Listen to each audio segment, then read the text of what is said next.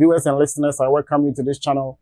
In today's video, I'm going to talk about one article I found on yen.com where the Ghana Registered Nurses and Midwives Association are calling on the Ministry of Education or the Ghana Education Body to cancel the certificate and diploma nursing programs in the country.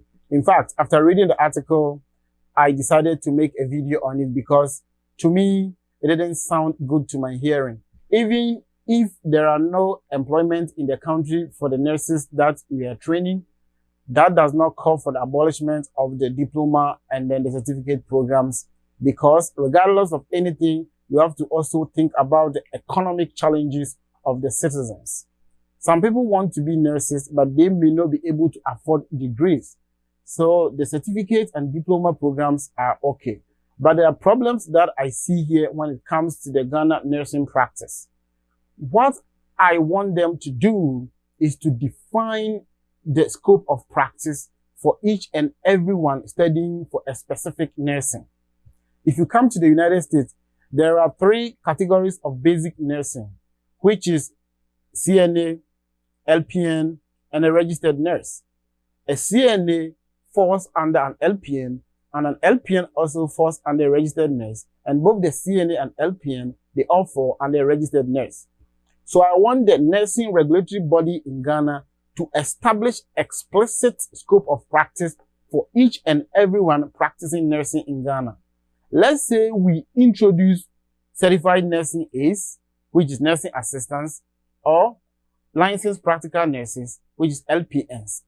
They should have their scope of practice, because what I've noticed in Ghana is that they do not actually have any explicit scope of practice for the nurses. And if they do, they are not enforcing the practice, because even some nurses do prescribe medication, which is not allowed anywhere. In the United States here, a nurse can never prescribe a medication. Only a medical doctor or physician assistant or somebody in the higher nursing field, which is a nurse practitioner, can actually prescribe a medication. But in this case, it is different in Ghana. So I think it is not ideal to abolish the certificates and the diploma programs, but rather we have to make sure that the scope of practice are enforced and that a nurse will do what is in his or her scope, and then LPN will do the same thing, and also a CNA will also do the same thing. If that happens, I don't think there will be any conflict anywhere, and the job will be smooth in practice in the country. In my opinion, I don't think it is ideal to abolish the certificate and diploma nursing programs in the country.